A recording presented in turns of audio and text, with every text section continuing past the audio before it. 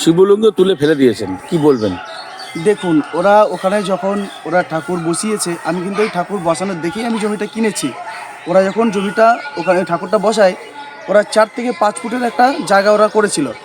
তারপরে প্রতিনিয়ত আস্তে আস্তে আস্তে ওরা জায়গা বাড়ায়, মানে মাটির যতটা দেয় পরিষ্কার করে আবার সেখানে বসিয়ে দেয়, মানে আগিয়ে গেল যতটা। এবার ওইখানটায় যে জমিটা আমরা কিনেছি, সেই জমিটা আমাদের ওখানে বাস করতে হবে। আমার জমির সামনে যে পিডব্লিউ জায়গা, সেটা তো আমি ব্যবহার করব, ওইখানটা আমি তো বেরোবো, আমার ফ্রন্ট ওটা। এবার ওরা যে ঠাকুরটা বসিয়েছিল, আমার কোনো আপত্তি নেই, ঠাকুর ওখানে থাকতো, আমার কোনো অসুবিধা ছিল না। আমার অসুবিধা হচ্ছে ওইখানটা যখন ঘিরে দিচ্ছে, তখন আমরা গিয়ে প্রতিবাদ করি, ফেলে দেওয়া। আর তারপর বলছে লাথি মেরেছে, আমি একটা হিন্দু ছেলে হলে কখনো নিজের হিন্দু ধর্মে আঘাত করতে পারে না। এলাকার শিব মন্দির থেকে শিবলিঙ্গ রাস্তায় ফেলে দেওয়া এবং ফলন্ত আম গাছ এবং ষষ্ঠী পুজো দেওয়া বটগাছ কেটে ফেলার অভিযোগ স্থানীয় বিজেপির বুথ সভাপতি এবং এলাকারই এক তৃণমূল নেতার বিরুদ্ধে।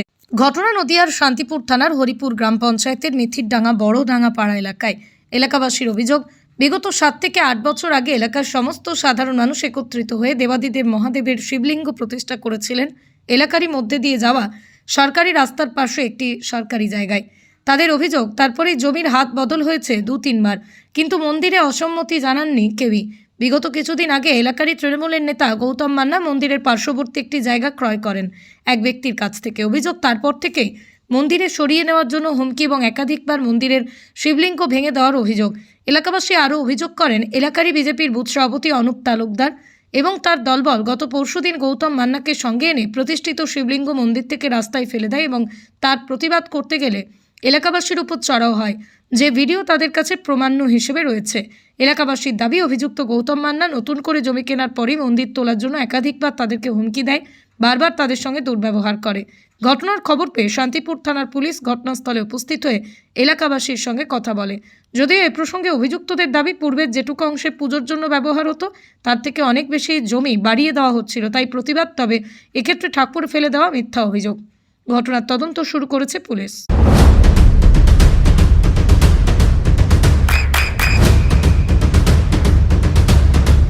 বৃষ্টিতেই স্বস্তি।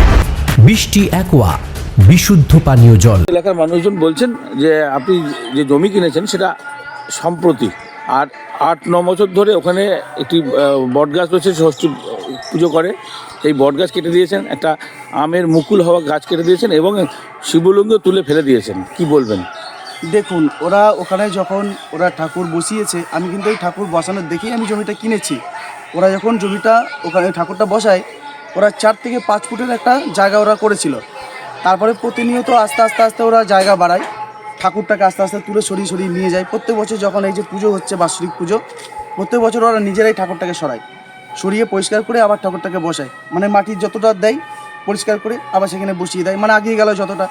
এবার ওইখানটায় যে জমিটা আমরা কিনেছি, সেই জমিটা আমাদের ওখানে বাস করতে হবে। আমার জমির সামনে যে পিডব্লিউ জায়গা, সেটা তো আমি ব্যবহার করব, ওইখানটা আমি তো বেরোবো, আমার ফ্রন্ট ওটা। এবার ওরা যে ঠাকুরটা বসিয়েছিল, আমার কোনো আপত্তি নেই, ঠাকুর ওখানে থাকতো, আমার কোনো অসুবিধা ছিল না। আমার অসুবিধা হচ্ছে ওইখানটা যখন ঘিরে দিচ্ছে, তখন আমরা গিয়ে প্রতিবাদ করি যে তোরা প্রত্যেক বছর আস্তে আস্তে বাড়াবে, আর পুরো ঘন্টায় ঘিরে দিলে তাহলে আমি বেরোবো কোথা দিয়ে, এটা আমার বক্তব্য ছিল। আর ওই যে গাছ কাটার কথা বলছে, ওরা ওখানে গাছ বলতে কিছু ছিল না, কেটে বেটে সব আগেই পরিষ্কার ছিল। আমি শুধু গোড়াটা ছিল, যে গোড়াটা পায়ে লাগবে বলে উপরে। কিন্তু আম গাছ তো দেখা যাচ্ছে একটা পড়ে রয়েছে, যেটা পাশে ওই যেটা জঙ্গলে একটা আম গাছ ছিল, যেটা নিচে দিয়ে একদম, ওইটা আমার বাবা ভুল করে কেটে ফেলেছে। আর এই যে বট গাছটা, যেটা ছোট একটা বট গাছ ছিল না ওখানে, বলছে ষষ্ঠী পুজো না, হয় ওখানে বট গাছ ছিল না, ওখানে আগেই সব কাটা বাটা ছিল। আর এই যে বলছে ঠাকুর আমরা ফেলে দিয়েছি, আমার পা ভাঙা, আজ 25 দিন ধরে আমি হাঁটতে পারছি না, আমার একার পক্ষে সম্ভব নয় এই ঠাকুর চাগিয়ে ফেলে দেওয়া। আর তারপর বলছে লাথি মেরেছে, আমি একটা হিন্দু ছেলে হলে কখনো নিজের হিন্দু ধর্মে আঘাত করতে পারে না। আর বলছেন নাকি অস্ত্র মানে ধারালো কিছু নিয়ে সবাই মিলে আপনারা গিয়েছিলেন, মারধর করেছেন? ওখানে ধারালো অস্ত্র ছিল কি দা ছিল, ওই যে আম গাছটা কাটছে, মানে পাশে যে জঙ্গল ছিল, সেই জঙ্গলগুলো পরিষ্কার করে দিচ্ছিল, যাতে ওরা ওইখানটায় দ্বিতীয়বার আর জায়গাটা দখল করতে না পারে। সবাই তো চায় যে নিজের যে জমির ফন্ট, সেই জমির ফন্ট বজায় থাকুক। আমি যদি আমার ফন্টটা যদি বজায় না রাখতে পারি, আমি যদি ওইখানটায় ওরা যদি দখল করে নেয়, তাহলে আমি ওখান থেকে বেরোবো, কী করে বেরোবো? কিন্তু আপনার কথা অনুযায়ী 4-5 ফুট ছিল ওখানে, 4-5 ফুট যখন ছিল, এখন ঠাকুরটা, এটা কোনো লিখিত কিছু ছিল না? কোনো লিখিত ছিল না। আমি যে মালিকের সঙ্গে আমি জমিটা কিনেছি, সেই মালিকে যে ওরা বলছে যে তার পারমিশন নিয়ে ওখানে বসিয়েছে, সেই মালিকের পারমিশনও নেই। না, এটা এই সদ্য যে মালিক আপনাকে হস্তান্তর করেছে তার কথা বলছে না, 8 বছর আগে যে মালিক ছিল সেই মালিক নাকি মৌখিকভাবে? না, ওরা যে মালিকের কথা বলছে, সে যার কাছ থেকে আমরা জমি কিনেছি, এই 8 বছর আগে সেই মালিক? হ্যাঁ, একই মালিক। আচ্ছা, তো সেই মালিক আপনাদেরকে আমাদেরকে বিক্রি করেছে। আমার এখনো জমির রেজিস্ট্রি হয়নি, আমি তাকে সমস্ত টাকা পয়সা দিয়ে দিয়েছি। আমাদের এই জমির সমস্যার কারণে আমরা যে রেজিস্ট্রি, যেটা মানে জেলা পরিষদ যখন রেজিস্ট্রি করতে হয় তখন তো সইটই করতে হয় এলাকাবাসী, অবশ্যই। প্রতিবেশী। জেলা পরিষদের যে রেজিস্ট্রি, আমাদের ব্রিজে যে জমি পড়েছে, আমরা রেজিস্ট্রি করে টাকা পাইনি এখনো, যার জন্য ওই জমিটা আমরা রেজিস্ট্রি করতে পারিনি। আর ছেলেটা বাইরে চলে গেছিলো, ও আমাকে বলেছে যে আমি যেদিনকে বাড়ি যাব আমি তোর জমি রেজিস্ট্রি করে দেবো। এই মাসখানেক হলো বাড়ি এসছে, এসে আমাকে বললো গৌতম তুই কাগজপত্র রেডি কর, আমি যাচ্ছি, আমি ডেকে নিয়ে তুই ব্যবস্থা রেজিস্ট্রি করে দেবো। ওরা বলছে তার মধ্যে এরকম একটা ঘটনা। আপনি তৃণমূলের নেতৃত্ব এবং বুথ সভাপতি বিজেপির, না, বলেছে, দুজন মিলে, আমি একজন তৃণমূলের সমর্থক, আমি তৃণমূল করি, আমি তৃণমূলের সমর্থক। দুজনে মিলে নাকি হাত মিলিয়েছেন এই না না না, ওখানে হাত মেলাবার কি আছে ওইখানটায়? আমি নিজে জমি কিনেছি টাকা পয়সা দিয়ে, আমি টাকা দিয়ে জমি কিনেছি। ও আমাকে আসছে, ও বলবে আপনাকে সঠিক কথা কি, ও বলবে। আর যে ওখানে বিজেপির নেতা বলছে, তার পাশে যে মাটি ফেলা আছে ওখানে দেখলেন, ওটা তার জমি। ও পাশটা কিনেছে, আমি এই দিকটা কিনেছি। আচ্ছা, এবার ওইখানটায় মানে পুজো টুজোতে আপনার আপত্তি নেই, খানিকটা যেটা আছে সেটা যেখানে আছে সেখানে থাকুক, আমাদের আপত্তি নেই। আমরা তো হিন্দু ছেলে, কিন্তু হিন্দু ধর্ম জিনিস। বাড়িয়ে নেওয়ার অভিযোগ আপনার। আমার কথা হচ্ছে ওইখানটা পুরোটা বাড়িয়ে নিচ্ছে, এমনভাবে বাড়িয়ে নিচ্ছে যাতে পরবর্তী সময় আমরা ওখান থেকে বেরোতে পারবো না, আমাদের ফন্ড বলে কিচ্ছু থাকবে না। আমাকে এমন পর্যন্ত শাসিয়েছে, কালকে তোকে দেখে নেব। ওইখানটায় সন্ধ্যা হলে গেঁজা মদের আসর চলে। এবার আপনার যুব সমাজ নষ্ট হয়ে যাচ্ছে এদের কারণে। বাচ্চা বাচ্চা ছেলেপেলে প্রত্যেক দিন রাত্রে ওইখানটায় গেঁজা মদের আসর বসে। কি নাম আপনার? আমার নাম গৌতম মান্না। এই জায়গাটার নাম? এই জায়গাটার নাম হচ্ছে বড়ডাঙ্গাপাড়া। পেছনের যে জমিটা মন্দিরের, মানে হ্যাঁ, যে শিব, মন্দিরের পেছনে যেটা, ওটা আমারই জমি। আচ্ছা, আপনার নামেই মানে 8-10 আমার নামে বছর? রেজিস্টারি। 8-10 বছর যখন প্রথম ওনারা বলছেন মানে শিবলিঙ্গ তৈরি হয়েছিল, তখন থেকেই কি ওটা আপনার অনুমতি দিয়েছিলেন? না, তাহলে আপনার বাড়ির সামনে যখন, মানে জমির সামনে যখন বসালো, তখন আপত্তি করলেন না? তখন আমি বলেছিলাম, ঠিক আছে, বলেছে যে এটা আরও 2-3জন আছে, ওরা বসিয়েছে। আমি বললাম যে ঠিক আছে, যখন বসিয়েছো তাহলে ওই মন্দিরটা যতটুকু জায়গা আছে অতটুকুর মধ্যেই, কতটুকু জায়গা? 5 হাতের মধ্যে, 5 হাত মতো? 8 ফুট জায়গা আমি দেবো মন্দিরের জন্য। আচ্ছা, এটা পিডব্লিউডি জায়গা তো, মানে আপনার ফ্রন্ট, আমার ফন্ড, কিন্তু পিডব্লিউডির, মানে আপনাদের নয় জায়গাটা রেজিস্ট্রি করতে করতে আপনার জায়গাটা, কিন্তু আপনার ফ্রন্ট আপনি ব্যবহার করার জন্য। আচ্ছা, আরেকটা বিষয় হচ্ছে ওখানে গাছ, একটা আম গাছ কেটে ফেলা হয়েছে, আর একটা বট গাছ নাকি কেটে ফেলা হয়েছে, ছোট বট গাছ, যেটা ষষ্ঠী পুজো করা হতো, এটা জানেন? না না, আমি ছিলাম না।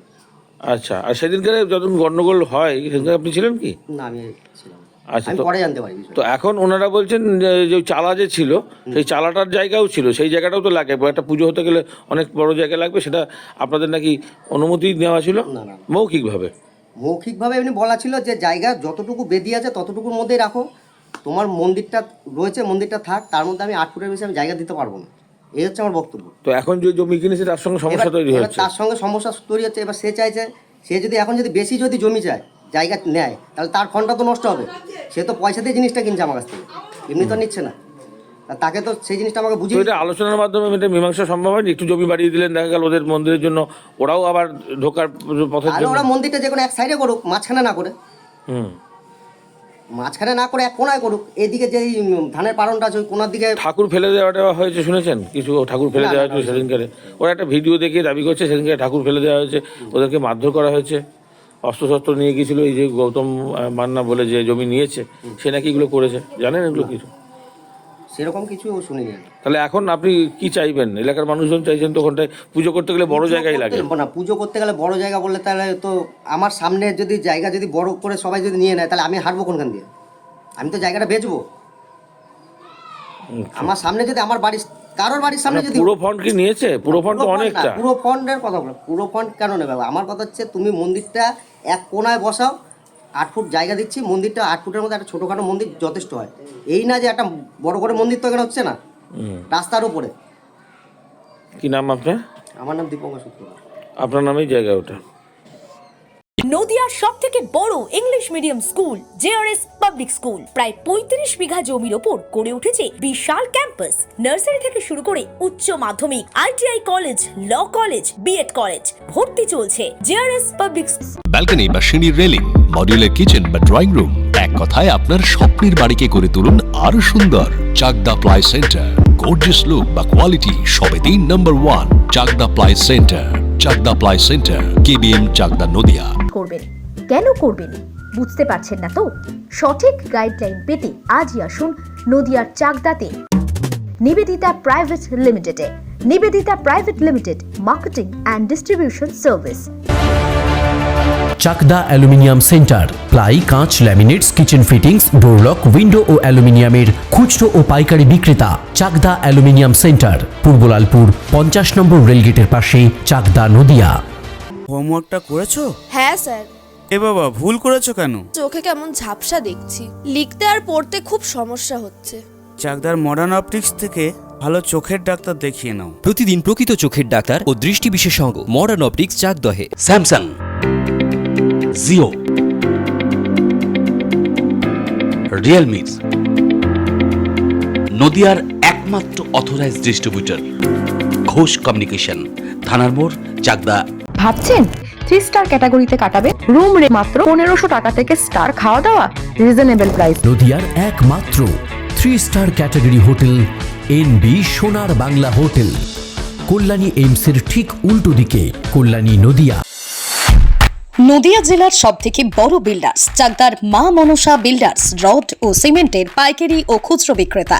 মা মনসা বিল্ডার্স, পদ্মবিলা, চাকদা, নদিয়া। রড কেনাকাটায় থাকছে ডিসকাউন্ট অফার। মা মনসা